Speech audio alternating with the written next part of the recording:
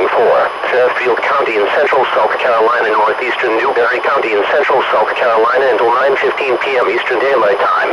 At 8:23 p.m. Eastern Daylight Time, National Weather Service Doppler radar indicated a severe thunderstorm capable of producing golf ball-size hail and destructive winds in excess of 70 miles per hour. This storm was located 10 miles east of Whitmire, or 16 miles southeast of Union, and moving southeast at 30 miles per hour.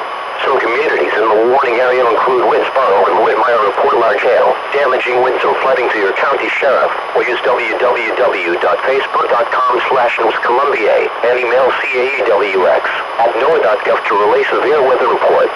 Repeating, a severe thunderstorm warning has been issued until 9:15 p.m. Eastern Daylight Time for the following counties in South Carolina: Fairfield and Newberry.